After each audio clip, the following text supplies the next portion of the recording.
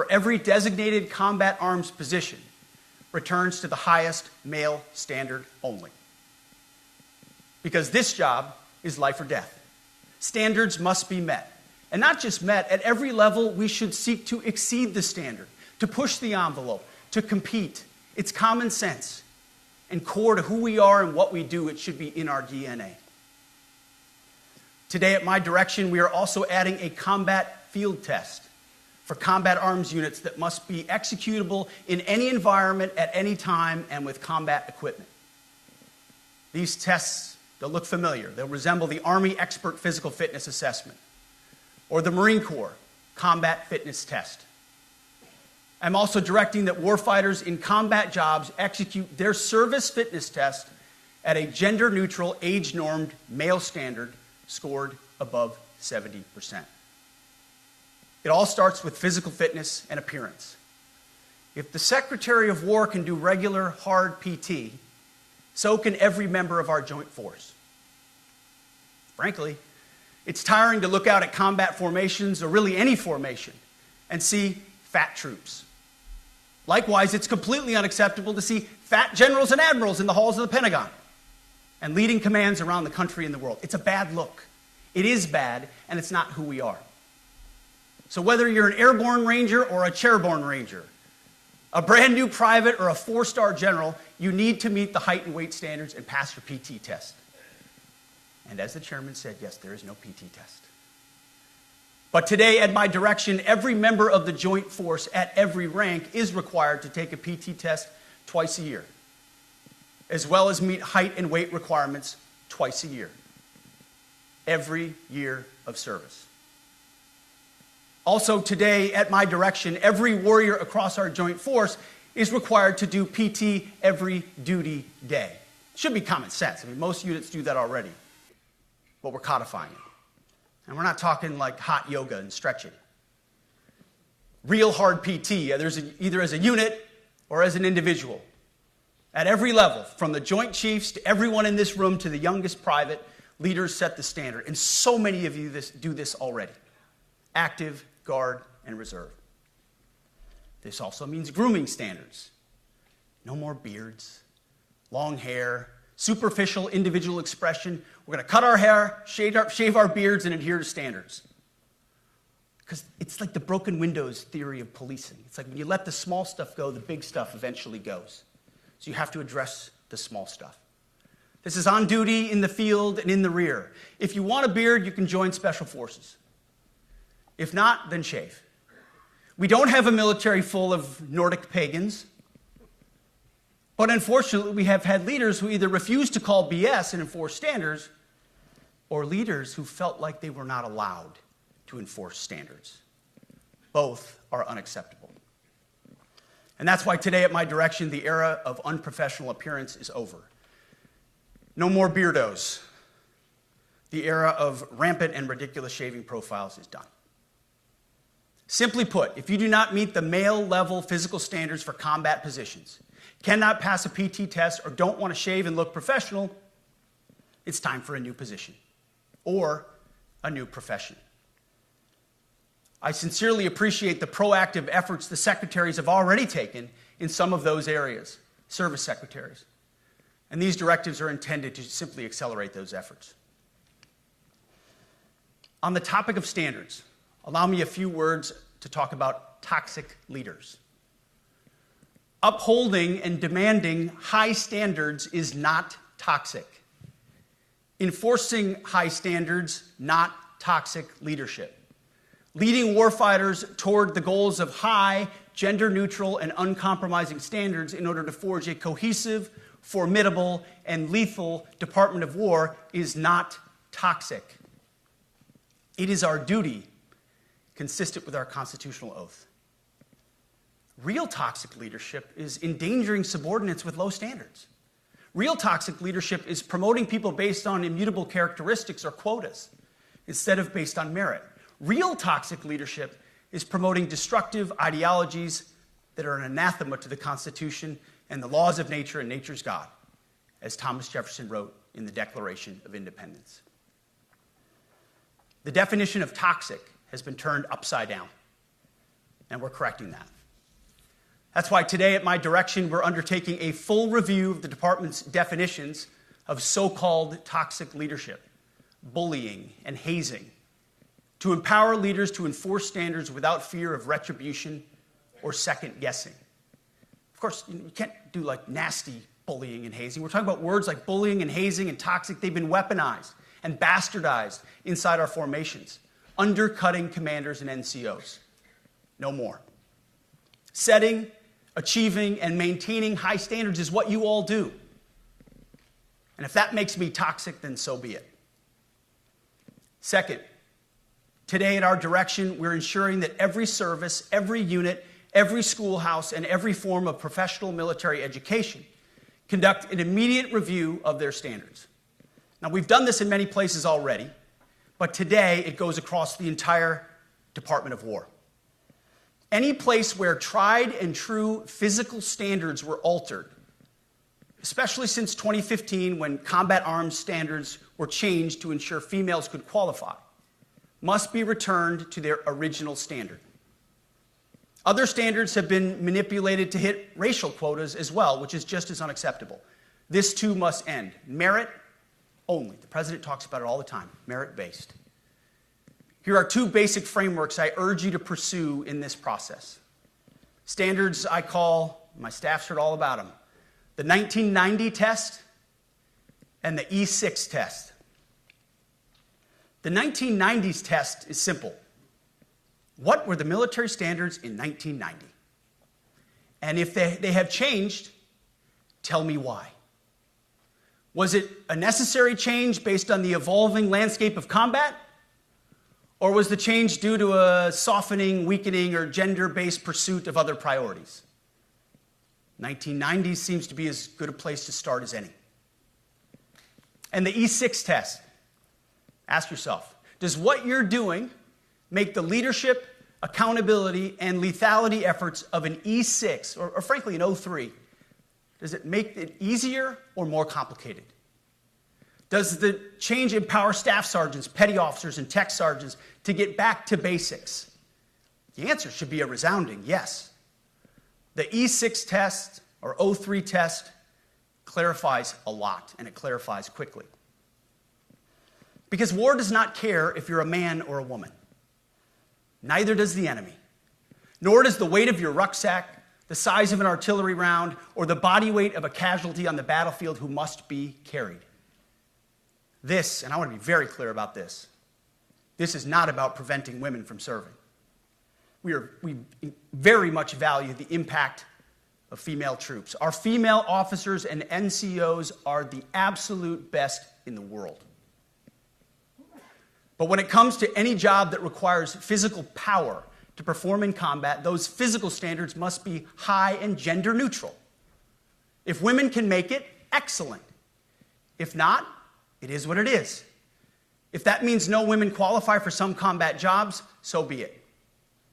That is not the intent, but it could be the result, so be it. It will also mean that weak men won't qualify because we're not playing games. This is combat. This is life or death. As we all know, this is you versus an enemy hell-bent on killing you.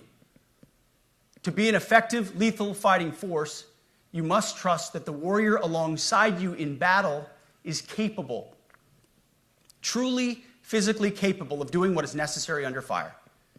You know this is the only standard you would want for your kids and for your grandkids. Apply the War Department Golden Rule, the 1990 test, and the E6 test, and it's really hard to go wrong. Third, we are attacking and ending the walking on eggshells and zero-defect command culture. A risk-averse culture means officers execute not to lose instead of to win. A risk-averse culture means NCOs are not empowered to enforce standards. Commanders and NCOs don't take necessary risks or make tough adjustments for fear of rocking the boat or making mistakes. A blemish-free record is what peacetime leaders covet the most, which is the worst of all incentives. We, as senior leaders, need to end the poisonous culture of risk aversion and empower our NCOs at all levels to enforce standards. Truth be told, for the most part, we don't need new standards. We just need to reestablish a culture where enforcing standards is possible. And that's why today at my direction, I'm issuing new policies that will overhaul the IG, EO, and MEO processes. I call it the No More Walking on Eggshells policy. We are liberating commanders and NCOs. We are liberating you. We are overhauling an Inspector General process, the IG, that has been weaponized, putting complainers, ideologues, and poor performers in the driver's seat. We're doing the same with the equal opportunity and military equal opportunity policies, the EO and MEO at our department. No more frivolous complaints, no more anonymous complaints, no more repeat complainants, no more smearing reputations, no more endless waiting, no more legal limbo, no more sidetracking careers, no more walking on eggshells. Of course, being a racist has been illegal in our formation since 1948. The same goes for sexual harassment. Both are wrong and illegal. Those kinds of infractions will be ruthlessly enforced. But telling someone to shave or get a haircut or to get in shape or to fix their uniform or to show up on time or to work hard, that's exactly the kind of discrimination we want. We are not civilians. You are not civilians. You are set apart for a distinct purpose. So we, as a department, need to stop acting and thinking like civilians and get back to basics and put the power back in the hands of commanders and NCOs. Commanders and NCOs who make life and death decisions. Commanders and NCOs who enforce standards and ensure readiness. Commanders and NCOs who, in this War Department, have to look in the mirror and have to pass the golden rule test. My kids, your kids, America's sons and daughters. So I urge you all here today and those watching, take this guidance and run with it. The core of this speech is the 10 directives we're announcing today. They were written for you, for Army leadership, for Navy leadership, for Marine Corps leadership, for Air Force leadership, Space Force leadership. These directives are designed to take the monkey off your back and put you, the leadership, back in the driver's seat. Move out with urgency because we have your back. I have your back. And the Commander-in-Chief has your back. And when we give you this guidance, we know mistakes will be made. It's the nature of leadership. But you should not pay for earnest mistakes for your entire career. And that's why today, at my direction, we're making changes to the retention of adverse information on personnel records that will allow leaders with forgivable, earnest, or minor infractions to not be encumbered by those infractions in perpetuity. People make honest mistakes, and our mistakes should not define an entire career. Otherwise, we only try not to make mistakes, and that's not the business we're in. We need risk takers and aggressive leaders and a culture that supports you. Fourth, at the War Department, promotions across the Joint Force will be based on one thing: merit. Colorblind, gender-neutral, merit-based. The entire promotion process, including evaluations of warfighting capabilities, is being thoroughly re-examined. We've already done a lot in this area, but more changes are coming soon. We'll promote top-performing officers and NCOs faster and get rid of poor performers more quickly. Evaluations, education, and field exercises will become real evaluations, not box checks, for every one of us at every level. These same reforms happened before World War II as well. General George Marshall and Secretary of War Henry Stimson did the same thing. And we won a world war because of it. As it happens, when he started the job, Chairman Kane gave me a frame and a photo to hang in my office. A matching frame and photo hangs in his. It's a photo of Marshall and Stimson preparing for World War II. Those two leaders famously kept the door open between their offices for the entirety of the war. They worked together, civilian and uniform, every single day. Chairman Kane and I do the same. There is no daylight between us. Our doors are always open. Our job together is to ensure our military is led by the very best, ready to answer the nation's call. Fifth, as you have seen, and the media has obsessed over, I have fired a number of senior officers since taking over. The previous chairman, other members of the Joint Chiefs, combatant commanders, and other commanders. The rationale for me has been straightforward. It's nearly impossible to change a culture with the same people who helped create or even benefited from that culture, even if that culture was created by a previous president and previous secretary. My approach has been simple. When in doubt, assess the situation, follow your gut, and if it's the best for the military, make a change. We all serve at the pleasure of the president every single day. But in many ways, it's not their fault. It's not your fault. As foolish and reckless as the woke department was, those officers were following elected political leadership. An entire generation of generals and admirals were told that they must parrot the insane fallacy that, quote, our diversity is our strength. Of course, we know our unity is our strength. They had to put out dizzying DEI and LGBTQI+ statements. They were told females and males are the same thing, or that males who think they're females is totally normal. They were told that we need a green fleet and electric tanks. They were told to kick out Americans who refuse an emergency vaccine. They followed civilian policies set by foolish and reckless political leaders. Our job, my job, has been to determine which leaders simply did what they must to answer the prerogatives of civilian leadership, and which leaders are truly invested in the woke department, and therefore incapable of embracing the War Department and executing new lawful orders. That's it. It's that simple. So for the past 8 months, we've gotten a good look under the hood of our officer corps. We've done our best to thoroughly assess the human terrain. We've had to make trade-offs and some difficult decisions. It's more of an art than a science. We have been and will continue to be judicious, but also expeditious. The new compass heading is clear.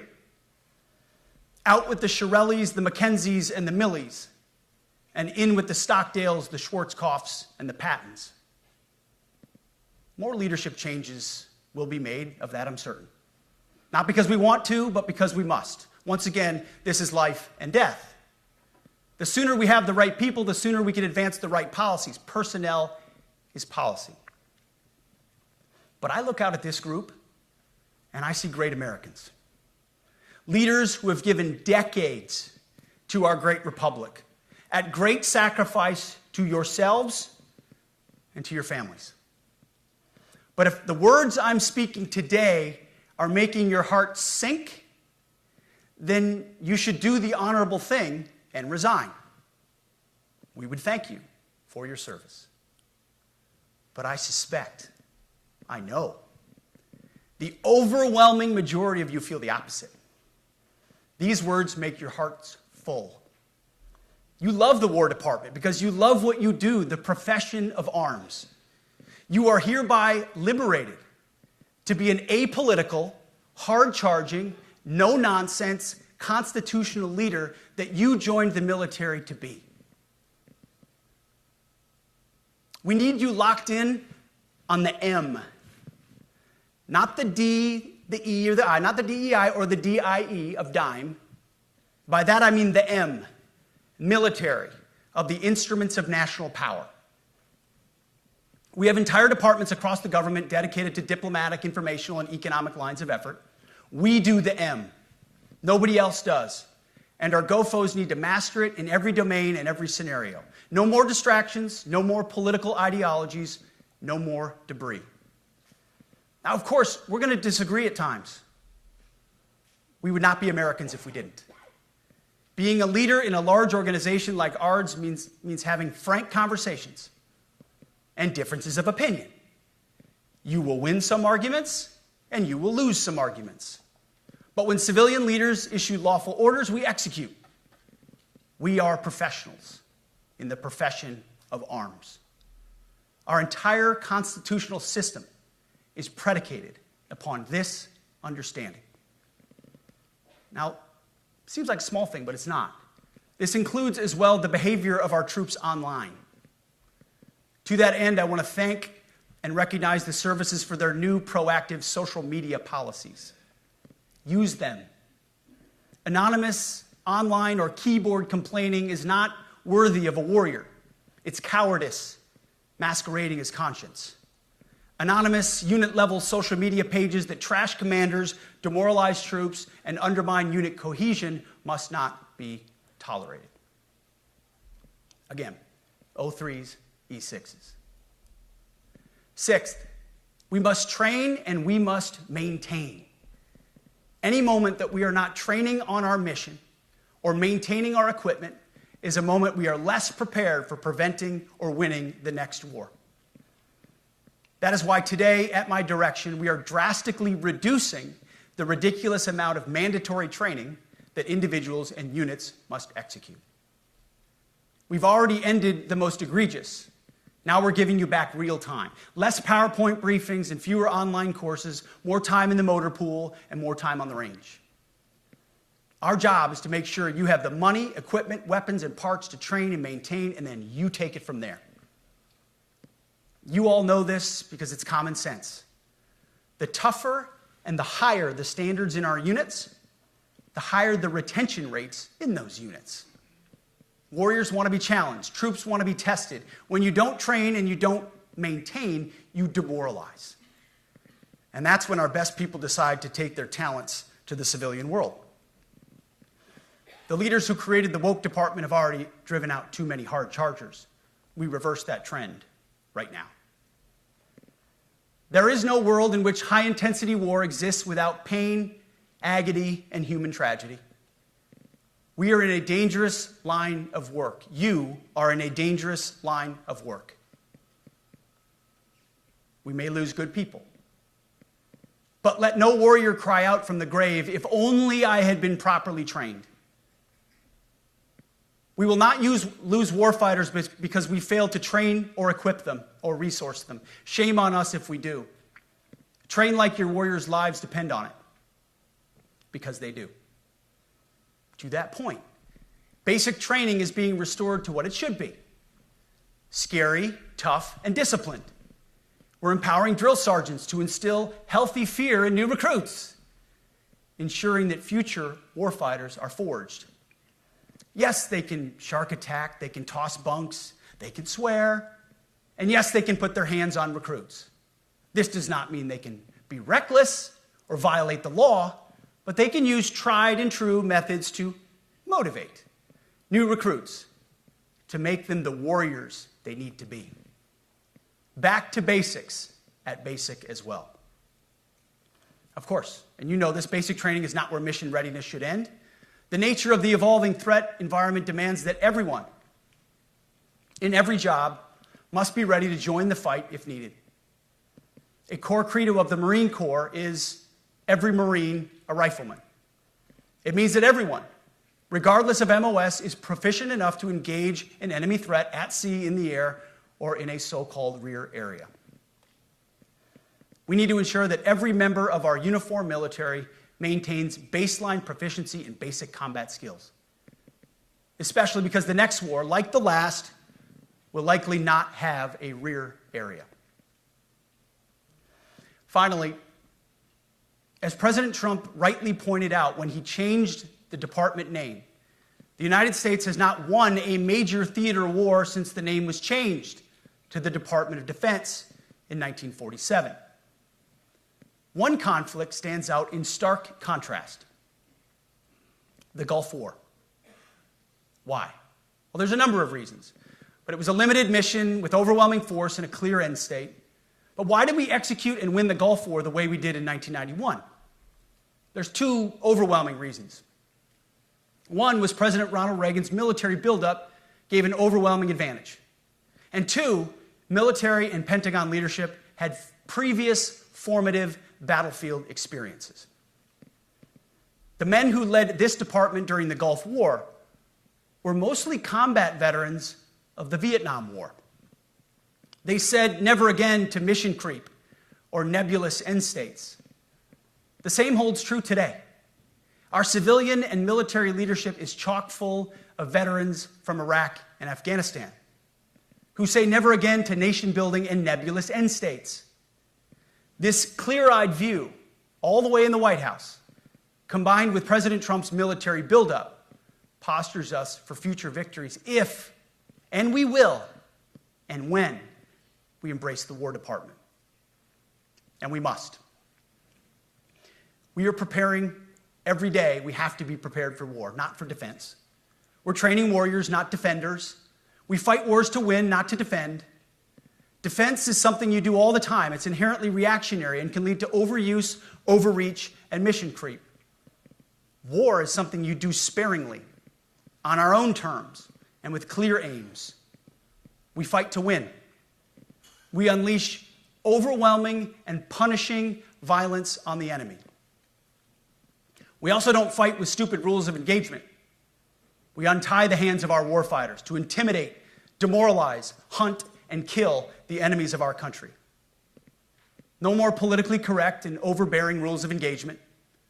Just common sense, maximum lethality, and authority for warfighters. That's all I ever wanted as a platoon leader. And it's all my E6 squad leaders ever wanted, back to that E6 rule. We let our leaders fight their formations, and then we have their back. It's very simple, yet incredibly powerful. A few months ago, I was at the White House when President Trump announced his Liberation Day for America's trade policy. It was a landmark day. Well, today is another Liberation Day. The liberation of America's warriors, in name, in deed, and in authorities. You kill people and break things for a living. You are not politically correct and don't necessarily belong always in polite society. We are not an army of one. We are a joint force of millions of selfless Americans. We are warriors. We are purpose-built, not for fair weather, blue skies, or calm seas. We were built to load up in the back of helicopters, 5 tons, or Zodiacs in the dead of night, in fair weather or foul, to go to dangerous places, to find those who would do our nation harm, and deliver justice on behalf of the American people in close and brutal combat if necessary. You are different. We fight not because we hate what's in front of us. We fight because we love what's behind us. You see, the Ivy League faculty lounges will never understand us, and that's okay, because they could never do what you do. The media will mischaracterize us, and that's okay, because deep down they know the reason they can do what they do is you. In this profession, you feel comfortable inside the violence so that our citizens can live peacefully. Lethality is our calling card, and victory our only acceptable end state. In closing, a few weeks ago, at our monthly Pentagon Christian prayer service, I recited a commander's prayer. It's a simple yet meaningful prayer for wisdom for commanders and leaders. I encourage you to look it up if you've never seen it. But the prayer, it ends like this. And most of all, Lord, please keep my soldiers safe. Lead them, guide them, protect them, watch over them. And as you gave all of yourself for me, help me give all of myself for them. And amen. I have prayed this prayer many times since I've had the privilege of being your secretary. And I will continue to pray this prayer for each of you as you command and lead our nation's finest. Go forth and do good things, hard things. President Trump has your back, and so do I. And you'll hear from him shortly. Move out and draw fire, because we are the War Department. Godspeed. Room, attention.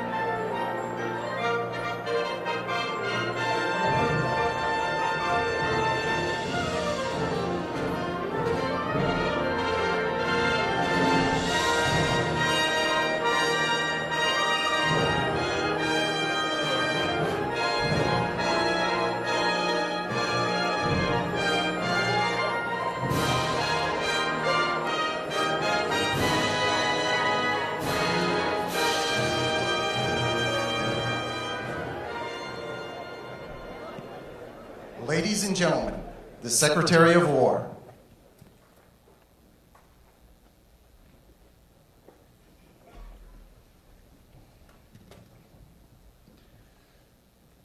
Well, you've heard from me, so now it's the main event, our Commander-in-Chief. I have the privilege every single day of watching him put America first, of ensuring that our warfighters have everything they need.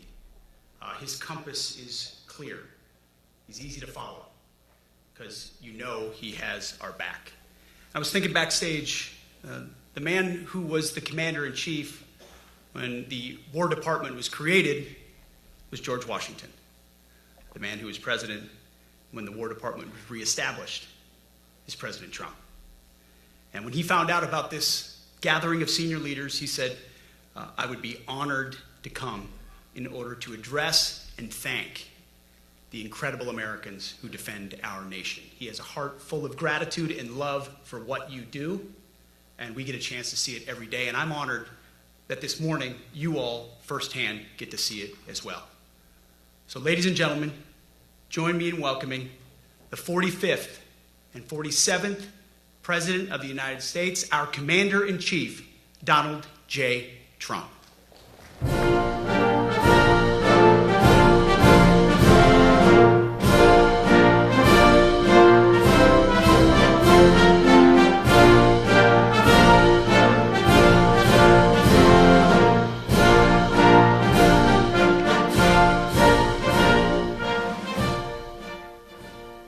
Thank you very much, Pete. Great job you're doing, too. Fantastic job. I've never walked into a room so silent before. This is very... Oh, don't laugh. Don't laugh. You're not allowed to do that. You know what? Just have a good time. And if you want to applaud, you applaud. And if you want to do anything you want, you can do anything you want. And if you don't like what I'm saying, you can leave the room. Of course, there goes your rank. There goes your future. But you just feel nice and loose, okay? Because we're all on the same team. And I was told that, sir, you won't hear a murmur in the room. I said, we got to loosen these guys up a little bit. So you just have a good time. But I want to thank Secretary Hegseth and General Kane, General Raisin Kane for a reason, they call him that. When I heard his name, I said, you're the guy I'm looking for. The Joint Chiefs of Staff and so many others in this room who together represent the greatest and most elite fighting force in the history of the world, the United States military. We're very proud of our military. I rebuilt the military during my first term. It's one of the greatest achievements. We had the greatest economy in history, and I built the military. Those are the two things I say more than anything else. And I also kept us safe at the borders. We had very good borders. We didn't have people coming in from jails and prisons and everything like took place over the last 4 years. I'll never forget what happened to this country over the last 4 years with the incompetence. There could be no higher honor than to serve as your Commander-in-Chief. It is a great honor. I look at you, you're just incredible people. Central casting, I might add. To each and every one of you, I thank you for your unwavering devotion to the armed forces and to the country that we've all sworn a sacred oath to defend. We all have that oath, every one of us. I'm thrilled to be here this morning to address the senior leadership of what is once again known around the world as the Department of War. I know Pete spoke about it. He gave a great speech, I thought. Great speech. I don't want him to get so good. I hate that. You know? No, I hate it. I almost fired him. I said, you can't, I don't want to go on after that. No, he gave a great speech, but he talked about Department of War. We were sitting there. I said, didn't it used to be called the Department of War? And he goes, yes, sir. They changed it like in the early 50s. So we won the First World War. We won the Second World War. We won everything in between and everything before that. We only won. And then we went, in a way, woke. That was probably the first sign of wokeness. And we changed it to defense instead of war. And I said, what do you think? How do you think if we changed it back? Would that be a nice idea? And Pete loved it immediately. Some people thought about it. You know, they gave it a little thought. But in the end, we did it. And I have to be honest, it's so popular. I thought it would be met with fury on the left. But they're sort of giving up, I must be honest with you. They've had it. They've had it with Trump. They've been after me for so many years now. Here we are. Here we are. Come to the White House anytime you'd like. No, they've given up.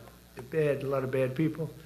But all over, it's been so popular. It's been very popular. I really thought that we were going to have to sort of fight it through. There's been no fight. There's been no fight. Like what I called the Gulf of America, the Gulf of America, because to me it was always the Gulf of America. I could never understand. We have 92% of the frontage. And for years, actually 350 years, they were there before us. It was called the Gulf of Mexico. I just had this idea. I'm looking at a map. I'm saying, we have most of the frontage. Why is it Gulf of Mexico? Why isn't it the Gulf of America? And I made the change, and it went smoothly. I mean, we had a couple of fake news outlets that refused to make the change. And then one of them, AP, took us to court, and we won. And the judge, who was a somewhat liberal judge, said, the name is the Gulf of America, because AP refused to call it the Gulf of America. They wrote, they're not a good outfit, by the way. They call it the Gulf of Mexico. I said, no, the Gulf of America is the name. And the judge actually said that, in fact, you can't even go into the room because what you're doing is not appropriate. The name is the Gulf of America. Google Maps changed the name. Everybody did, but AP wouldn't. And then we won in court. How about that? Isn't that so cool? The Secretary Hexa beautifully described the name change reflects far more than the shift in branding. It's really a historic reassertion of our purpose and our identity and our pride. That's when we go with the word war. And you know, we want war because we want to have no wars, but you have to be there, and you know, sometimes you have to do it. I have settled so many wars since we're here. We're here almost 9 months, and I've settled 7, and yesterday we might have settled the biggest of them all, although I don't know. Pakistan, India was very big. Both nuclear powers, I settled that. But yesterday could be the settlement in the Middle East. That hasn't happened for 3,000 years. I said, how long have you been fighting? 3,000 years, sir. That's a long time. But we got it, I think, settled. We'll see. Hamas has to agree. And if they don't, it's going to be very tough on them. But it is what it is. But all of the Arab nations, Muslim nations have agreed. Israel has agreed. It's an amazing thing. It just came together. War is very strange, you know. You never know what's going to happen with war. The easiest one of them all is Putin. I said, number one, it's a war that would have never happened if I were president, if the election weren't rigged. If I were president, that war would have never happened. Not even a little chance. And it didn't happen for 4 years. But I knew Putin very well, and I thought that would be easy because I know him so well. Well, that one turned out to be the hardest of them all. We had some that were not settleable, and they all got settled. So if this works out, that we did yesterday with the Middle East, then that's more than a war. That's lots of wars. That's all combined. That's a lot of wars. Many of you were over there in many different capacities in many different countries. That's a big part of the earth.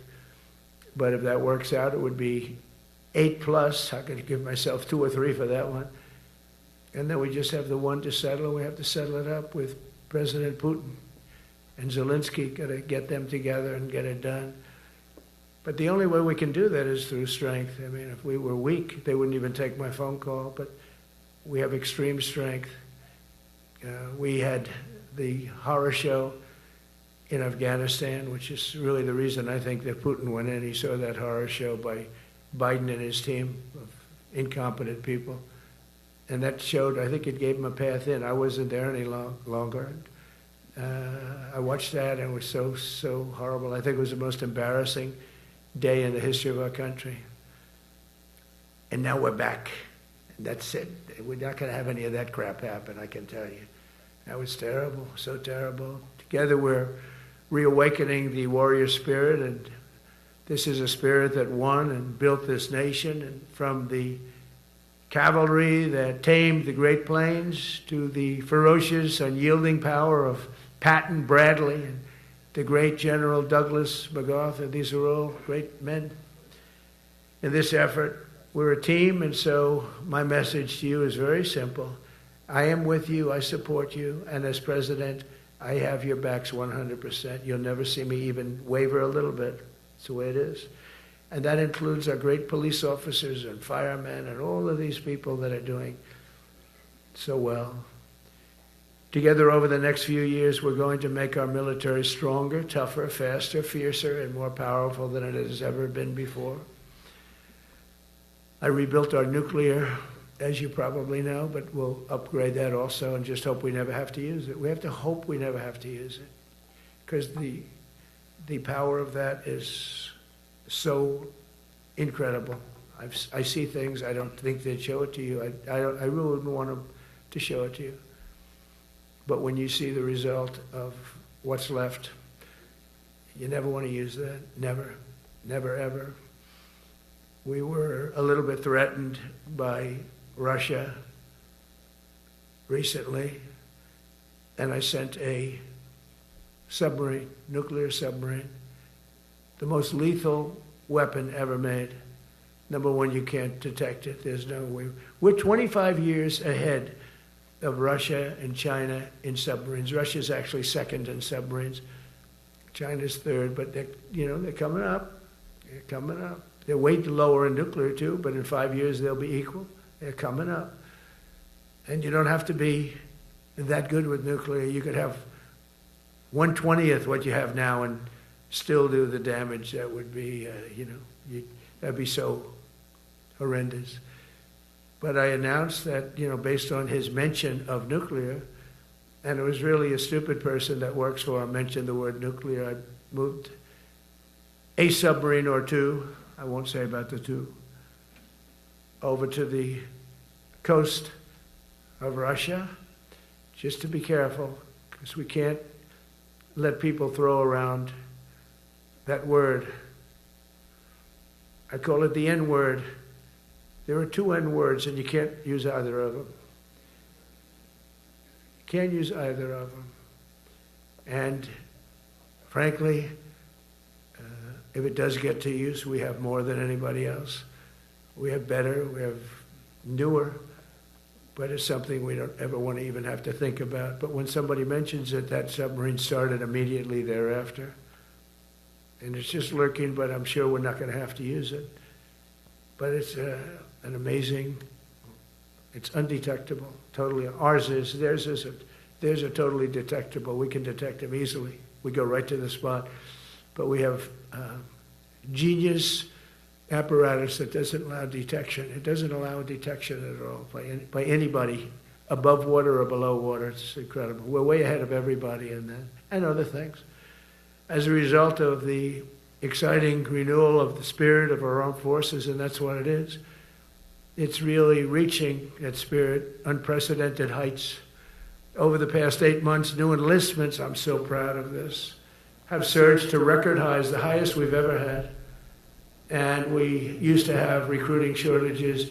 If you remember, about a year and a half ago, I was at the beginning stage of a campaign, and things came out that you couldn't get people to join the armed forces. And by the way, the police also. Fire department. I always put the fire department in because they're great. They're great. And I got 95% of their vote, too. That helps. When you get 95% of their vote, you always have to mention them. But they're great. And they're brave in our inner cities, which we're going to be talking about, because it's a big part of war now. It's a big part of war. But the firemen go up in ladders, and you have people shooting at them while they're up in ladders. I don't even know if anybody heard that. And I said, don't talk about it much, but I think you have to. Our firemen are incredible. They're up in one of these ladders that goes way up to the sky, rescuing people, and you have animals shooting at them, shooting bullets at firemen that are way up in death territory. You fall off that ladder, it's over. It's over. They don't even have to inspect you when you hit the ground. And you have people shooting bullets at them in some of these inner cities. We're not going to let that happen. So I always mention the firemen because that's actually a big problem we have. They're unbelievable. Like you, they're unbelievable people. For the first time on record in 2025, the Navy, Air Force, and Space Force all met or surpassed their recruiting goals 3 months early. That never happened before. And the Army did even better. Congratulations, Army. They met everything. And these were the highest standards because we're making it larger. So these were much higher standards than you had 4 years ago, 3 years ago, during the Sleepy Joe Biden era. And the Army did it 4 months early. And you remember, a year and a half ago, they said the big story is that we're way behind with the Army, Air Force, the Navy, the Marines. We're way behind, Coast Guard. And even Space Force. I love Space Force because that was my creation. You know, when you create something, I love it. And the people we put in there were good. I got that right. We put in great people initially, and we've really dominated. We really dominate in that sphere now. We're way behind China and Russia, and now we dominate. Space Force turned out to be a very important thing. I said from the beginning, you know, when Biden came into office, he wanted to terminate it. He said, and this thing called Space Force, so we could get rid of that. And he got hammered by the people in this room for even suggesting it, because it's very important, one of the most important. And as time goes by, it'll get more and more important. But we're now at 106% of our recruiting targets for the year, and that's the best in far more than a generation. And for the Marines, morale is so strong that the Marine Corps will meet its 2026 retention targets before the end of October, which never happens. And that's the earliest it's ever happened in the history of our country. And it makes you feel good, you know. I felt guilty. I'd go make a speech in front of never people like you. You are the leaders. But people, soldiers. And I felt embarrassed because there'd be stories about, you know, we couldn't fill up our Army, Navy, Air Force. We couldn't fill them up. And it was headlines. It was during Biden's 4 years. The auto pen, I call him the auto pen. It's, how would you like to have your thing signed by an auto pen? You know, when I have a general and I have to sign for a general because we have beautiful paper, the gorgeous paper, I said throw a little more gold on it. They deserve it. I want the A paper, not the D paper. We used to sign a piece of garbage. I said, this man's going to be a general, right? Yeah. I don't want to use this. I want to use the big, beautiful, firm paper. I want to use the real gold writing when you talk about the position, and they're beautiful. And but how would you like to have that where some kid sitting in the back office is having it signed with an auto pen? I thought about it, and I thought about you people first, admirals, generals. I said, somebody works his whole life. He gets into maybe the academies or wherever, but however you got there, and you go through years of work, and now you become an admiral or a general or whatever. And when you do, the President of the United States signs your commission, as you know, and that commission is beautifully displayed. And I sign it. Actually, I love my signature. I really do. Everyone loves my signature. But I signed it very proudly, and I always think to myself, how can you have an auto pen sign this? It's just so disrespectful. To me, it's just totally disrespectful. And it turned out that almost everything he did was signed by auto pen, except for when he gave his son, Hunter, pardon. He signed that one. And that's actually the worst signature I've ever seen. That was the bad. The auto pen looks much better. But as leaders, our commitment to every patriot who put on the uniform is to ensure that American military remains the most lethal and dominant on the planet, not merely for a few years, but for the decades and generations to come, for centuries.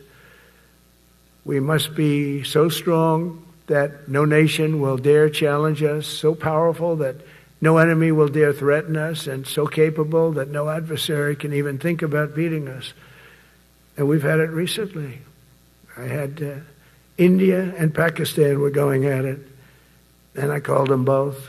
And in this case, I used trade. I'm not going to trade with you. Used to 2 nuclear nations, big nuclear.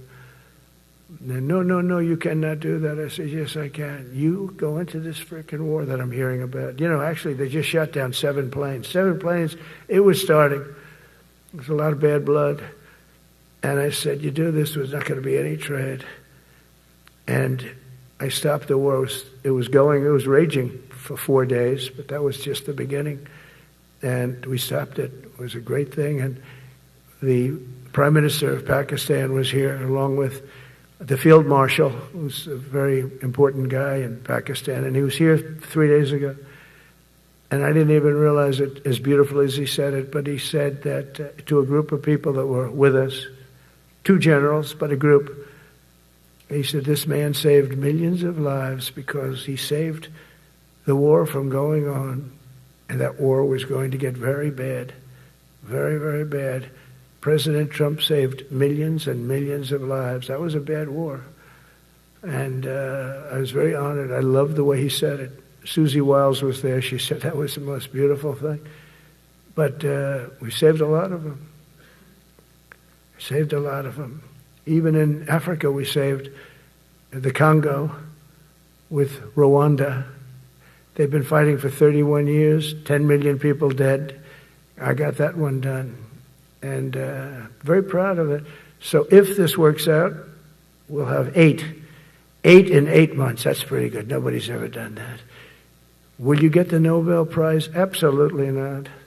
They'll give it to some guy that didn't do a damn thing. They'll give it to a guy that wrote a book about the mind of Donald Trump and what it took to solve the wars. And he'll get the Nobel Prize will go to a writer.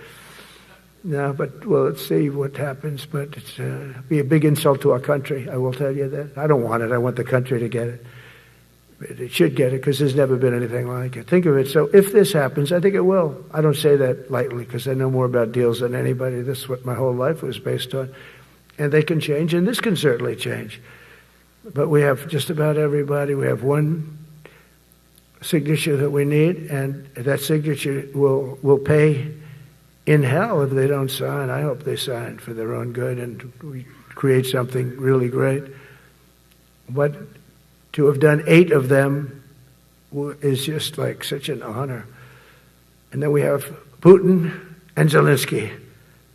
The easiest one of them all. I said, that one I'll get done. I thought that was going to be first. The others were much harder, some of them. Azerbaijan this was going on for 36 years. They said, it's not solvable, sir. Don't do it. I said, I will do it. I will do it. And I got on the phone with the 2 countries. They were great. They were great. I knew immediately. I knew as soon as I started talking to them, we're going to solve that war. We did. Now they're so happy. Now they're friends. One said he's been president for 32 years, 22 years. He said, for 22 years I did nothing but kill his people. They were in the room together at the Oval Office. And they started off spread like this. They have the beautiful Resolute desk. And one was here, and one was here. You couldn't get further away. That's the furthest I've ever seen 2 people in front of me. And as the hour went by, they got closer, closer, closer. And at the end of the hour, we had it done. And they hugged and hugged and hugged. And I said, that's so nice, and you're going to remain friends. And I spoke to them, one of them the other day. He said, no, he's now my friend. But for 22 years, he's been the head of Azerbaijan for 22 years. And the other guy, great guy too, 7. And that war, that was a war that was not solvable. He said for 7 years. The other one said for 22 years. All I did was kill his people. That's all I've done. I said, well, we're going to put a stop to that. So we solved that. So it's a great thing. It's a great feeling. You're saving Kosovo and Serbia. You're saving so many lives doing this if you can do it. But our people deserve nothing less than the very best, and we're never going to let them down. And if we can solve wars instead of you having to fight wars, wouldn't that be wonderful, right? Wouldn't that be wonderful? That's why one of the first executive orders I signed upon taking office was to restore the principle of merit. That's the most important word. Other than the word tariff. I love tariffs. Most beautiful word. But I'm not allowed to say that anymore. I said tariff is my favorite word. I love the word tariff. We're becoming rich as hell. We have a big case in front of the Supreme Court, but I can't imagine. Because this is what other nations have done to us. And we have, great legal grounds. But you still have a case. It would be very bad if something happened. But I said, my favorite word in the English dictionary is the word tariff. And people thought that was strange. And the fake news came over and they really hit me hard on it. They said, what about love? What about religion? What about God? What about wife, family? I got killed when I said tariff is my favorite word. So I changed it. It's now my 5th favorite word. And I'm okay with that. I'm okay with that. But they hit me hard. But it is. I mean, when you look at, we've taken in trillions of dollars. We're rich again. And there'll never be, when we finish this out, there'll never be any wealth like what we have. Other countries were taking advantage of us for years and years. You know that better than anybody. And now we're treating them fairly. But the money coming in is, we've never seen anything like it. The other day they had $31 billion that they found, $31 billion. So we found $31 billion and we're not sure from where it came. A gentleman came in, a financial guy. I said, well, what does that mean? He said, we don't know where it came. I said, check the tariff shelf. No, sir, the tariffs haven't started in that sector yet. I said, yes, they have. They started 7 weeks ago. Check it. Comes back 20 minutes later. Sir, you're right. It came from tariffs. $31 billion. That's enough to buy a lot of battleships, Admiral, to use an old term. I think we should maybe start thinking about battleships, by the way. You know, we have a Secretary of the Navy came to me, because I look at the Iowa out in California, and I look at different ships and the old pictures. I used to watch Victory at Sea. I love Victory at Sea. Look at these admirals. It's got to be your all-time in black and white. And I look at those ships. They came with the destroyers alongside of them, and man, nothing was going to stop. They were 20 deep, and they were in a straight line, and there was nothing going to stop them. And we actually talk about, you know, those ships. Some people would say, no, that's old technology. I don't know. I don't think it's old technology when you look at those guns. But it's something we're actually considering, the concept of battleship. Nice 6-inch sides, solid steel, not aluminum that melts if it looks at a missile coming at it. It starts melting as the missile's about 2 miles away. Now, those ships, they don't make them that way anymore. But you look at it, and your secretary likes it, and I'm sort of open to it. And bullets are a lot less expensive than missiles. A lot of reasons. I should take a vote, but I'm afraid to take that vote because I may get voted out on that one. But I tell you, it's something we're seriously considering. There were powers. There were big powers. They were just about as mean and scary as you could be. And so we're looking at that. One of the biggest cases that we won was the decision of the United States Supreme Court to allow us to proceed on the word merit. Merit. So those two words are right up there. So this is, I would say, the opposite if you ask for a definition. The opposite of political correctness. We went through political correct where you had to have people that were totally unfit to be doing what you're doing for many reasons. I won't get into them. But for many reasons, they were unfit. Now, it's all based on merit. That was such an unbelievable decision. I didn't expect we were going to win that one. We went in. We said we needed it. We went in for colleges, you know, where kids with a C average are getting into the best colleges, and the kids with A averages won't get in. And kids with the highest boards and the highest marks or the best marks couldn't get into the best schools. And people that had not good boards and not very good marks, I mean, okay, but nothing special, they were getting into our best colleges. I said, this is just crazy. You can't run a country like this. And it was lingering for years, and it got to the Supreme Court, and we won that decision. Merit, everything's based on merit. You're all based on merit. We're not going to have somebody taking your place for political reasons because they are politically correct, and you're not. We take the people that are going to do the best job. That's all. It's very simple. And that's the way our country was built. We were built on merit. We got away from it for a long time. And everyone understands it. And it was done. It was approved. I give great credit to the Supreme Court because I thought they had tremendous courage. I didn't think they'd do that. That was tremendous. I give them maybe for that decision almost more than anything because it's a hard decision to make. It's really hard. The apparatus of our country was not set up for merit. It was set up for political correctness. And you can never be great if you're going to do that. And we're going to be greater than we ever were before. We're bringing back a focus on fitness, ability, character, and strength. It's because the purposes of American military is not to protect anyone's feelings. It's to protect our republic, and it's the republic that we dearly love. It's to protect our country.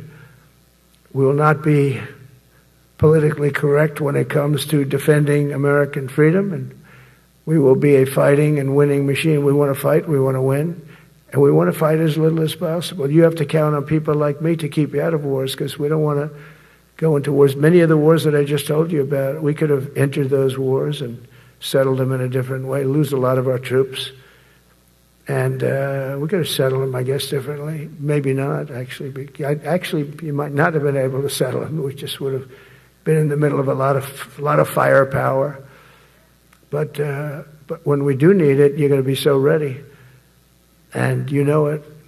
But very importantly, with that goal in mind, I've committed to spending over $1 trillion on our military in 2026, and that's the most in the history of our country. $1 trillion. That's a lot of money. I hope you like that.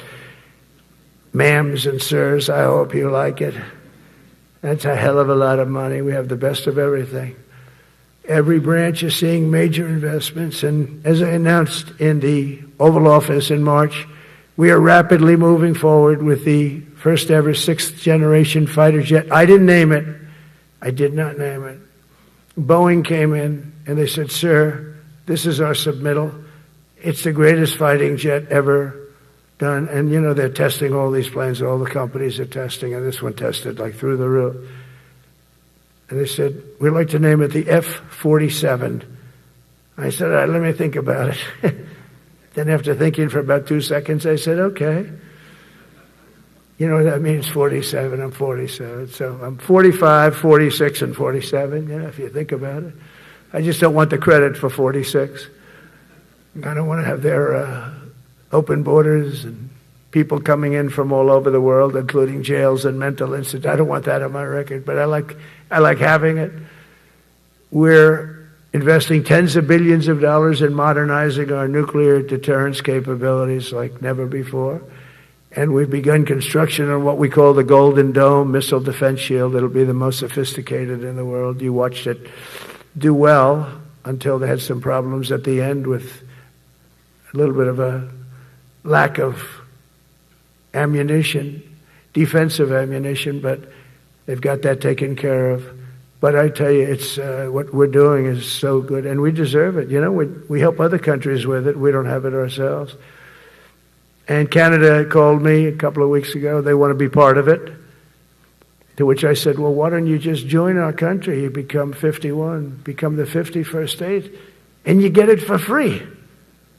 So I don't know if that made a big impact, but it does make a lot of sense. It actually makes, because they're having a hard time up there in Canada now, because as you know, with tariffs, everyone's coming into our country. We have more investment than we've ever had before, $17 trillion coming in.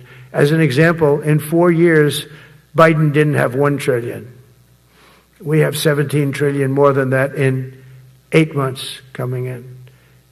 And they're coming in from Canada, Mexico, from Europe, from all over. AI, auto plants. Everybody's coming back to the United States. Under my budget, we will be expanding the U.S. Navy by at least 19 ships next year, including submarines, destroyers, assault ships, and more. And it's going to be much more than that as we go along, because we basically don't build ships anymore. We do build submarines, but we don't build ships. Do you know in the Second World War, they were freighters and different types, but we were doing a ship a day, and now we don't do ships.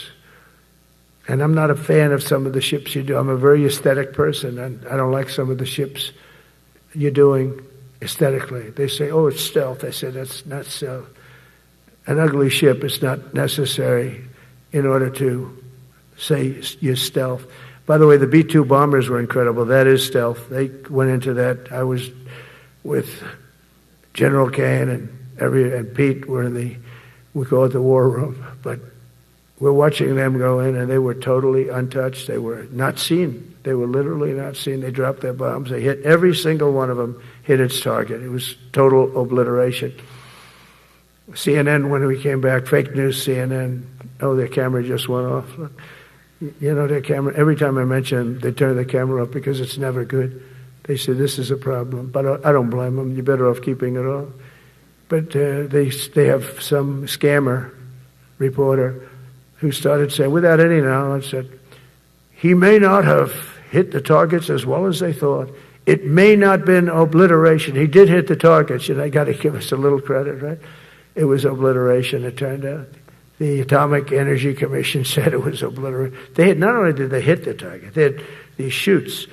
And think of this here.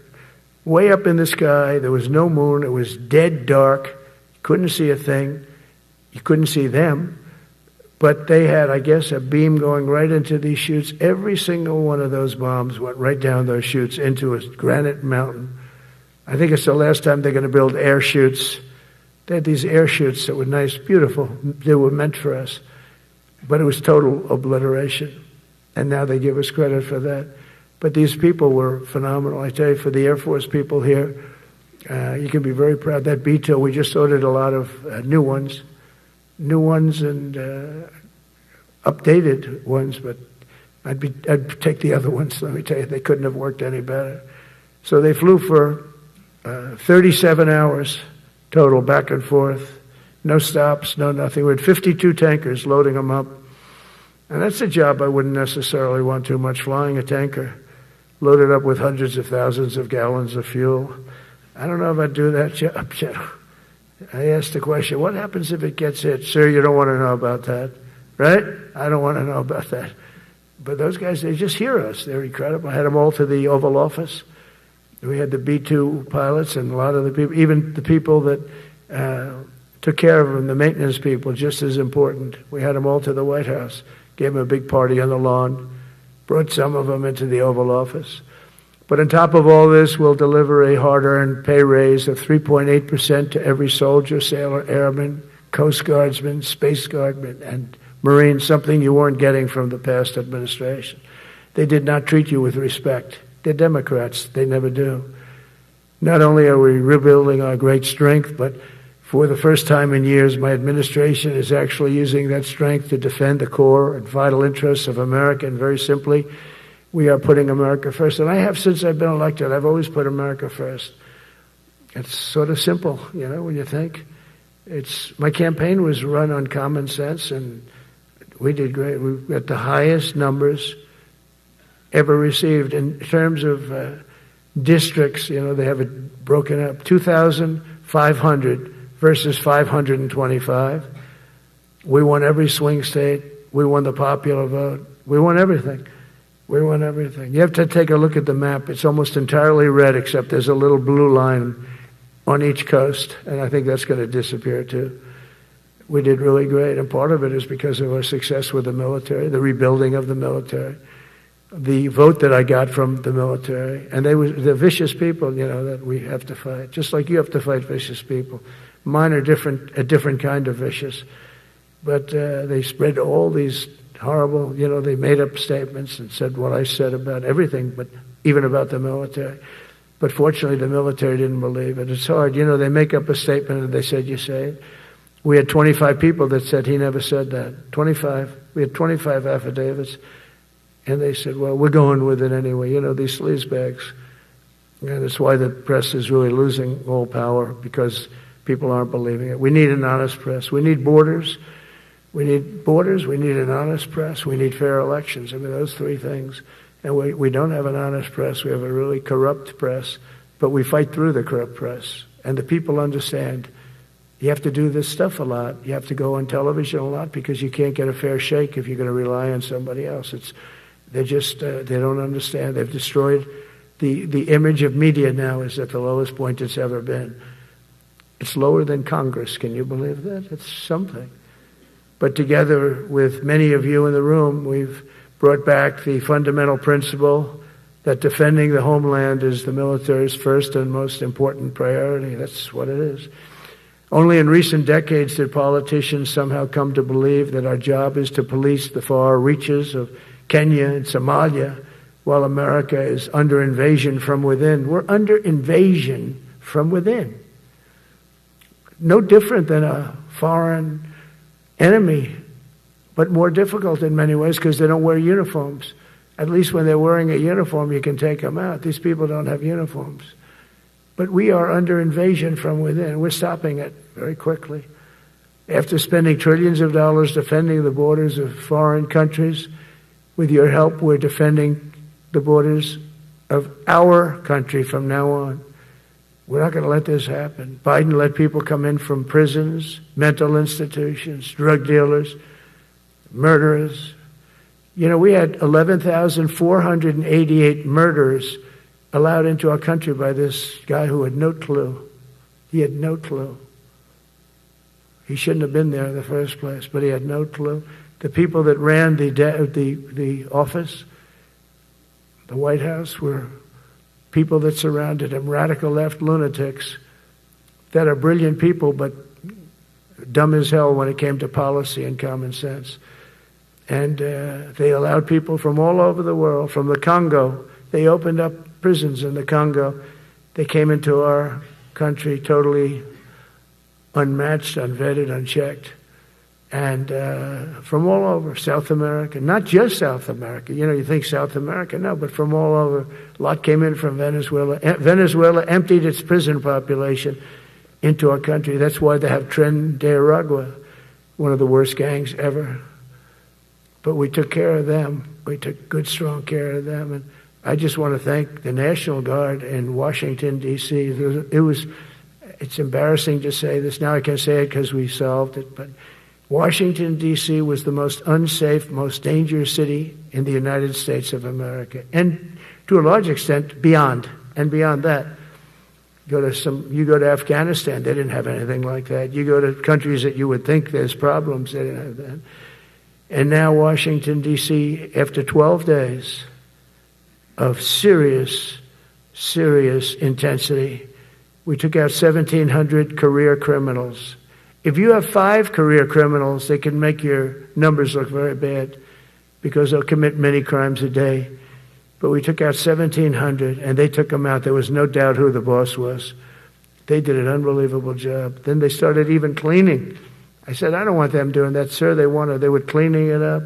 I drove through it 2 days ago. It was beautiful. People are walking down the street holding hands, man and wife, coming from Iowa. They're not worried about being shot. Washington, D.C. is now a safe city. In fact, I went out to dinner with my crew. I haven't done that. In theory, I wouldn't do it. And I felt totally safe. And nobody's been attacked. Nobody's been hurt. Washington, D.C. went from our most unsafe city to just about our safest city in a period of a month. We had it under control in 12 days, but give us another 15, 16 days. It's perfect.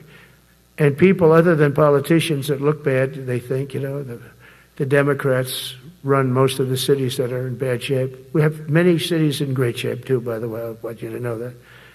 But it seems that the ones that are run by the radical left Democrats, what they've done to San Francisco, Chicago, New York, Los Angeles, they're very unsafe places. And we're going to straighten them out one by one.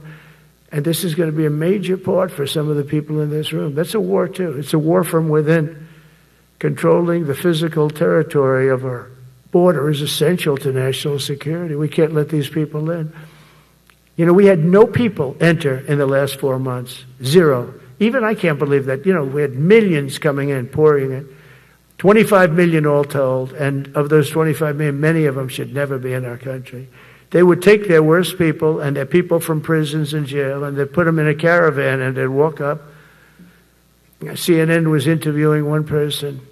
Oh, why are you coming? I want freedom. Good. Were you in jail? Yes. For what? Murder. He said, you had to see this anchor, a young woman. She's like, I couldn't believe. She'll probably lose her job. But because the left doesn't want to hear that. But we're running it based on common sense and based on love of our country. But I want to salute every service member who has helped us carry out this critical mission. It's really a very important mission. And I told Pete, we should use some of these dangerous cities as training grounds for our military, National Guard, but military. Because we're going into Chicago very soon. That's a big city with an incompetent governor, stupid governor, stupid. They threw him out of his family business. He was so stupid. I know the family. He becomes governor. He's got money. Not money that he made, but he ran for governor, he won, and now he criticizes us all the time. And last week they had 11 people murdered, 44 people shot. The week before that they had 5 people murdered, 28 people shot. Every weekend they lose 5, 6. If they lose 5, they're considering it a great week. They shouldn't lose any. You shouldn't lose any. This is civilization. And he's always up there saying, we're in very good shape. We don't need the military. No, they need the military desperately. How about Portland? Portland, Oregon, where it looks like a war zone. And I get a call from the liberal governor. Sir, please don't come in. We don't need you. I said, well, unless they're playing false tapes, this looked like World War II. Your place is burning down. I mean, you must be kidding. Sir, we have it under control. I said, you don't have it under control, Governor, but I'll check it, and I'll call you back. I called her back. I said, this place is a nightmare. Probably, it's certainly not the biggest, but it's one of the worst. It's brutal. They go after our ICE people, who are great patriots, and tough job too, but they love it. They love it because they're cleaning up our country. And so you look at some of the things where they took over parts of Seattle. They actually took over a big percentage of Seattle. Think of that. You remember that. That was a while ago. And I sent in the troops and they were gone. As soon as I sent them in, when we send in the troops, if you have a real leader that says you got to do what you have to do, I put that out the other day. You got to do what you got to do because we don't want our people hurt as they stand by. I was watching during Biden, there were troops standing up like this, brave, standing up at attention, the way I should stand all the time. And I'm like this, and people are standing, and their mouth is this far away from their mouth, and they're spitting at them, and they're screaming at them. And that soldier standing there, he wants to knock the hell out of the person, but he's not allowed to do anything. So they just stand there and they get abused. And a woman was this far away from his face, and she starts spitting in his face, and he's not allowed to do anything. If it's okay with you, generals and admirals, I've taken that off. I say, they spit, we hit. Is that okay? I think so. They spit, it's a new thing. They spit, we hit. How about the cars where the cars are coming out? They get brand new cars, Border Patrol, ICE, beautiful, nice new cars. And they're driving along and they have to go through a gauntlet of rocks being thrown at the car. So here's this beautiful brand new car. By the time it goes 100 yards, it's destroyed. These guys have pretty good arms, some of them. And they're throwing bricks at full force into the window and into the car. It looks like it's a war zone.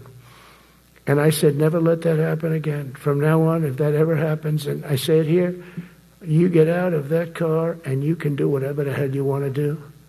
Because those people are you can die from that. Those bricks go through the windows. You can die. They'd like it to. They'd like it to go through the window. But this was a couple of months ago. They just kept driving and bricks are hitting the car. And I said, why aren't they stopping? Because they were under orders from the past administration, never stop. But that's different with us. We stop. And since I gave that order, we haven't had that problem. It's very interesting. It's amazing. It's just like in Venezuela. You've seen the boats going. We can't find any more boats. They're carrying drugs, massive. Every boat kills about 25,000 people. That's what they have. They had fentanyl mostly and a lot of other drugs. And we take them out, and we've taken out 4. And it's on air. Everybody gets to see it. Not that we like to do that, but every boat kills 25,000 on average. 20. Some people say more. You see these boats, they're stacked up with bags of white powder. That's mostly fentanyl and other drugs too. And now we have a problem. General Kane says, sir, there are no boats out there. Not even fishing boats. They don't want to go fishing. I don't blame them. There'll be no fishing today. But it's amazing what strength will do, because all we want to do is stop drugs from flowing into our country. It's destroying. We lost 300,000 people died last year. Everybody knows, friends, many friends probably, that you lost a child or adults too. But you lost a son or daughter because of what's coming into our border. And we're making it very hard. Oh, and we haven't even started yet. Last month I signed an executive order to provide training for a quick reaction force that can help quell civil disturbances. And this is going to be a big thing for the people in this room because it's the enemy from within, and we have to handle it before it gets out of control. It won't get out of control. Once you're involved at all, they all joke. They say, oh, this is not good. You saw it in Washington. We had gangs of Trenday Arag with 10, 12, 15 kids, and these military guys walk up to them, and they treat them with disrespect, and they just got pounded. They just got pounded. The gang just pounded. Then thrown into paddy wagons and taken back to their country. Some are so dangerous we don't want to even do that because we don't want to. Some of stone cold murderers, we don't have the confidence. Even though they're not coming back very easily, we don't have the confidence. We put them in jails. But these service members are following in a great and storied military tradition, from protecting frontier communities to chasing outlaws and bandits in the Wild West. And our history is filled with military heroes who took on all enemies, foreign and domestic. You know that phrase very well. That's what the oath says, foreign and domestic. Well, we also have domestic. George Washington, Abraham Lincoln, Grover Cleveland, George Bush, and others all used the armed forces to keep domestic order and peace. Many of our leaders used the military to keep peace. Now they like to say, oh, you're not allowed to use the military. And you know what the people say? The people in those cities where they're being raped and shot and beat up, you know what they say? We love the military. You ever see where they interview the people on the street? I've never seen somebody say they don't, unless they're radical and paid off, because a lot of these insurrectionists are paid by, whether it's Soros or other people, but they're paid by the radical left. So today I want to thank every service member from general to private who has bravely helped us secure the nation's capital and make America safe for the American people. It's amazing. The whole world is watching. Everybody in the White House, they come up to me, young women, sir, thank you. I know immediately what they're thanking. They don't have to say it. They walk to work now to the White House. We haven't had a crime in Washington in so long because we got the careers. We call them the careers. We got these lunatics out, and they'll never be any good. You know, I hate to tell this to the liberal media.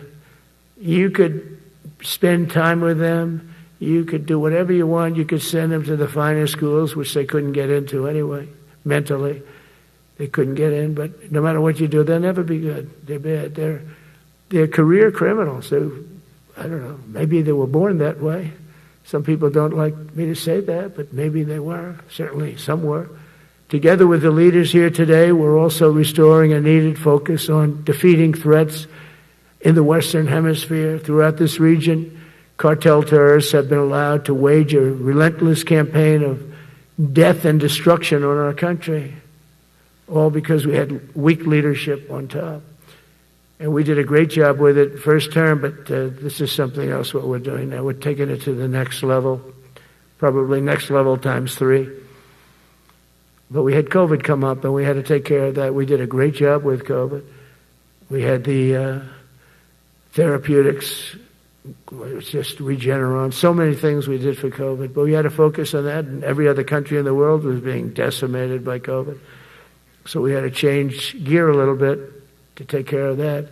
But under our leadership, the military is now the knife's edge in combating this sinister enemy. We have to put the traffickers and cartels on notice, and we've done that. And we put them, a lot of them, we've called them a terrorist organization, which is actually a big thing to do. Nobody's done it, but I've done it with a lot of them. It gives you a tremendous advantage.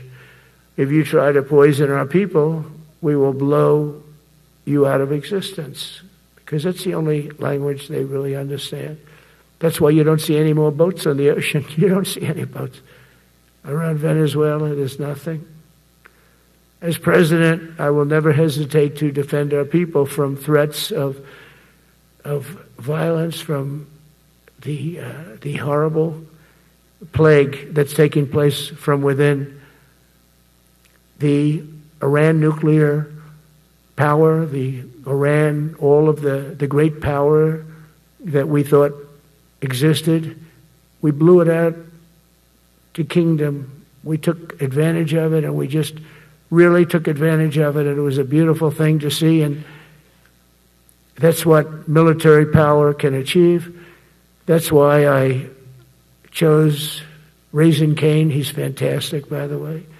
I hope you all agree. If anybody disagrees, could I please have your hand? Who disappears at Raising Cane is no good? Just raise your hand.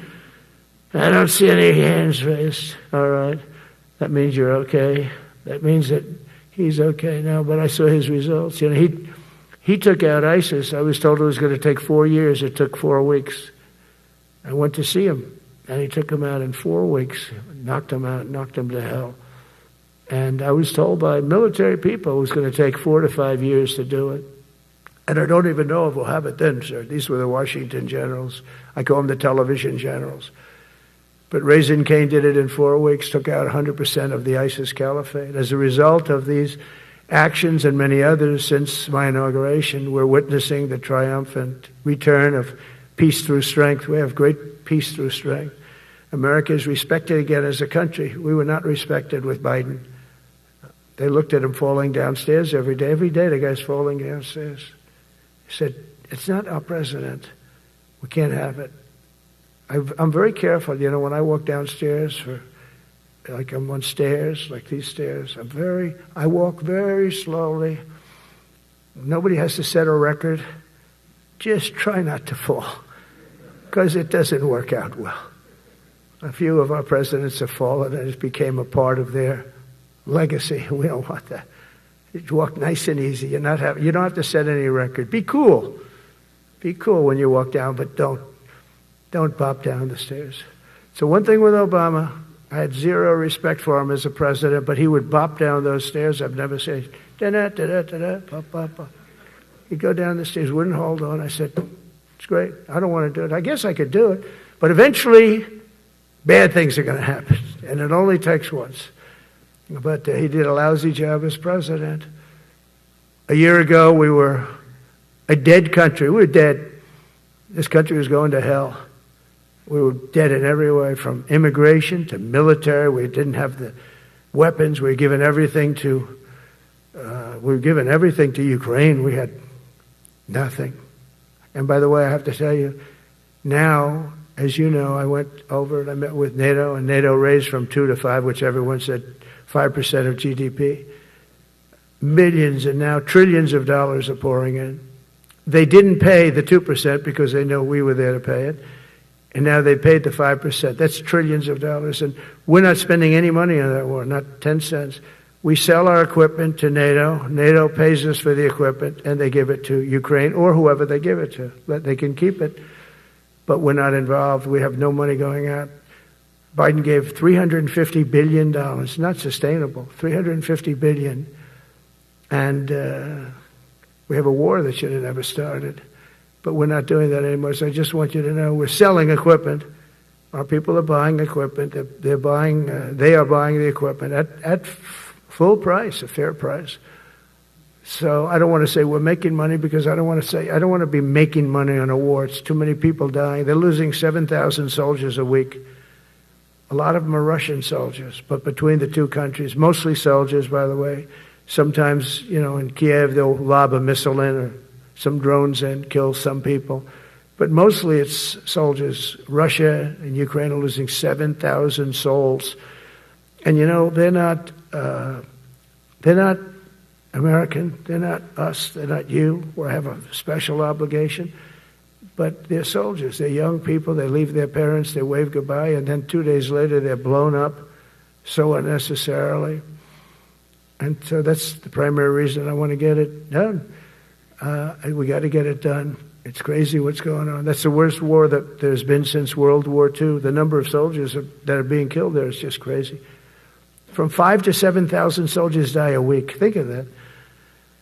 So I think we'll get that done. But that's turned out to be the toughest one. I'm so disappointed in President Putin. I thought he would get this thing over with. He should have had that war done in a week. And I said to him, you don't look good. You're 4 years fighting a war that should have taken a week. Are you a paper tiger?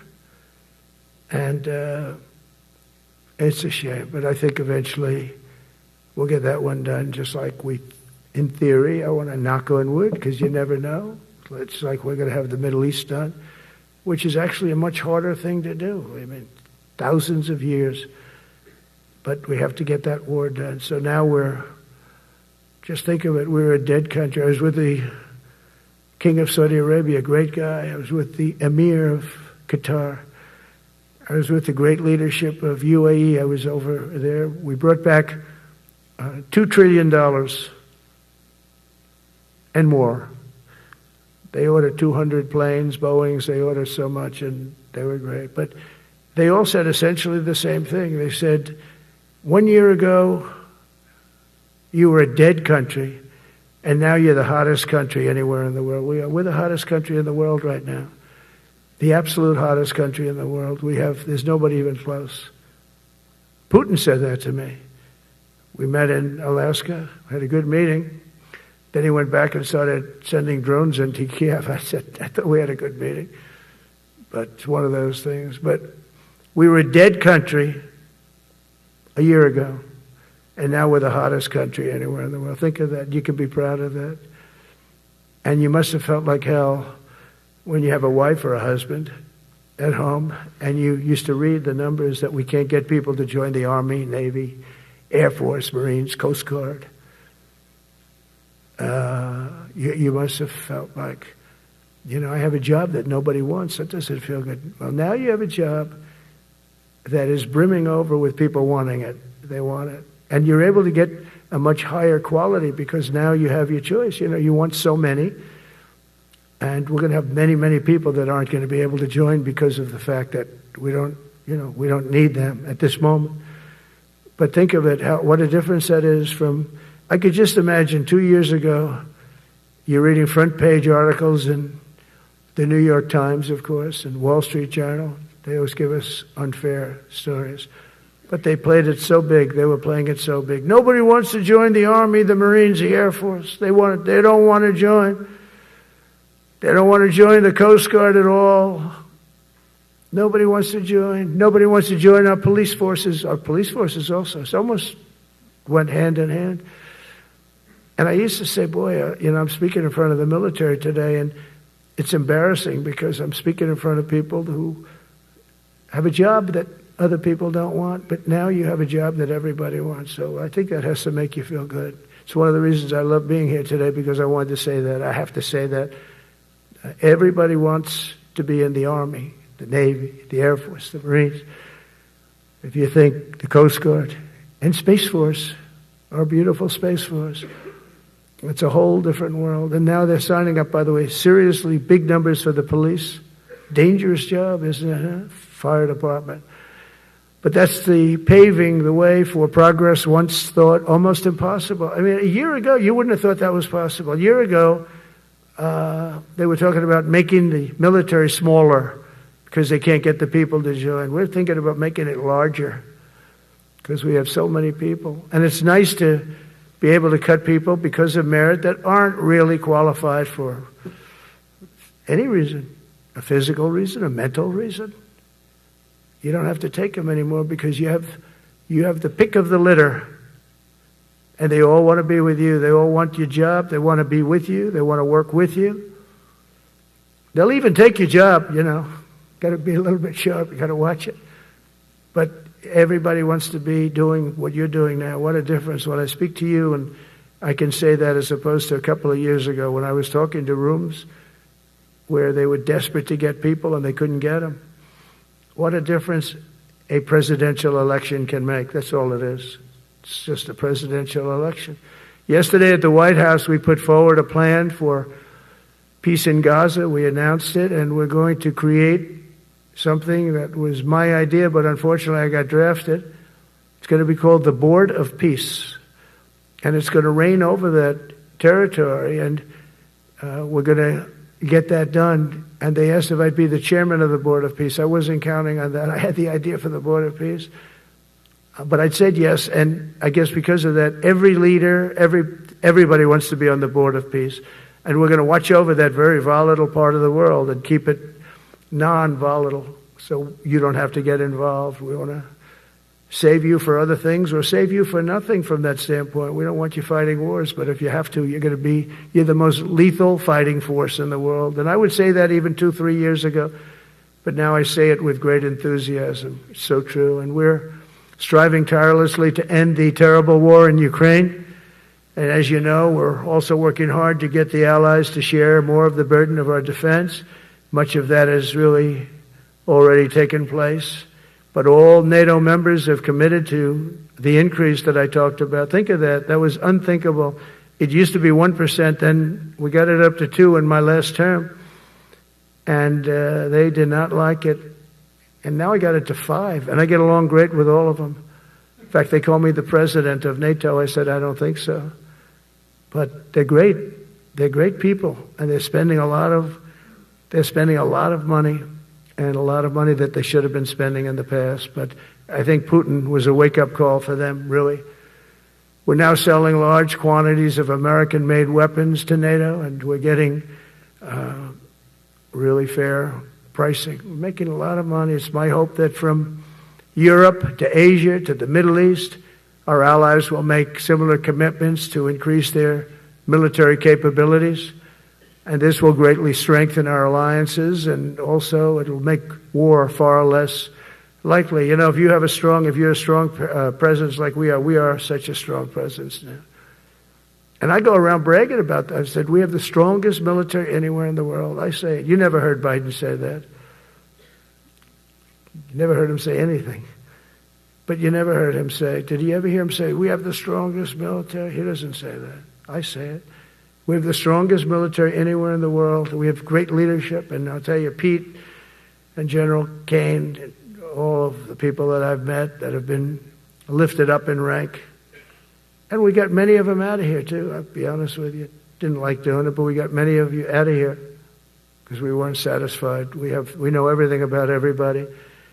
It'll also help the United States rapidly rebuild our defense industrial base. Each of you can play an important part in getting allies to do their part. So to that end, Secretary Hegseth will soon be announcing major reforms to streamline military acquisitions and expedite foreign military sales. We have tremendous numbers of countries that want to buy our equipment, and, you know, in many cases it takes too long. They have backlogged. We're backlogged on all the equipment, which is something that's new to us a little bit. And I told those companies, you better get your ass going because we're selling you a lot of equipment. We're getting countries to buy your equipment. You got to produce the equipment. Some of the countries, I'm not going to mention, but some of the countries are buying a lot. And that's a good thing. They're on our side 95%. I'll never say 100% because it can always turn, right? You know about that. But they're on our side. The problem is we have to get the companies that make this equipment. And we make the best equipment in the world, but they got to make it faster. We have orders for the F-35. We have orders for everything. The new F-47. We have orders for everything. They got to make it faster. A lot faster. Ammunition they have to make faster. In the coming months, we'll be making even more historic announcements to fully embrace the identity of the Department of War. I love the name. I think it's so great. I think it stops wars. The Department of War is going to stop wars. If we are as ruthless and relentless as our enemies, the United States Armed Forces will be totally unmatched in the future. We have a group of enemies that are very ruthless and very smart, but they can't match us. They can't match us. They don't even come close to matching us. Again, you know, it's very important for me to say we are the greatest military in the world, but we make the best equipment in the world. I watched our anti-missile missiles. I watched our Patriots just knock things out like a needle, hitting another needle on the stage. There's a needle up there, and you send another needle up, and it hits it every time. During the war, we went 14 for 14. We had 14, this is with Iran, we had 14 missiles coming at us. All 14 were knocked out of the sky, every one of them. We make the best equipment. From Sparta to Rome, to the British Empire, to the United States of America, history has shown that military supremacy has never been simply a matter of money or manpower. At the end of the day, it is the culture, spirit of our military that truly sets us apart from any other nation. Our ultimate strength will always come from the fierce people and those brilliant people with such pride and the unbending will and the traditions of excellence that have made us the most unstoppable force ever to walk the face of the earth. And that's what we are. Remember, we never want to use it, but we have the most powerful nuclear capability, and I call it nuclear deterrent of any other country. Nobody close. The men and women in this room inherit the legacy built and won by Washington and Jackson, Grant and Pershing, Eisenhower and Patton, Nimitz and LeMay. We carry forward the majestic military heritage passed down from father to son, soldier to soldier, and one generation of warriors to the next. You are warriors, you know that, right? You're great warriors. Well, you wouldn't be in this room. You're the best of the best. From Concord Bridge to Fort McHenry, from Gettysburg to Manila Bay, from Normandy to Sicily, and from the jungles of Vietnam to the dusty streets of Baghdad, America's military has charged into hellfire, climbed up jagged mountains, crossed roaring oceans, and thundered across open deserts to defend our flag, our freedom, and our homeland. Nobody does it like you. Now we are discovering American muscle, reasserting American might, and beginning the next story chapter in American military legends and lore. That's L-O-R-E. It is lore. When it comes to defending our way of life, nothing will slow us. No enemy will stop us. They cannot stop us. And no adversary will stand in our way. They won't stand in our way. We don't want them to stand in our way. We don't want to even put them in that position, but they're not going to stand in our way ever again. You'll never see 4 years like we had with Biden and that group of incompetent people that ran this country that should have never been there. Because we had the United States military, the best, the boldest, the bravest that the world has ever seen, that the world has ever known. With leaders like we have right here in this beautiful room today, we will vanquish every danger and crush every threat to our freedom in every generation to come, because we will fight, fight, fight, and we will win, win, win. I want to just thank you once again, and God bless the United States military, and God bless America. God bless you all. Thank you very much. Thank you.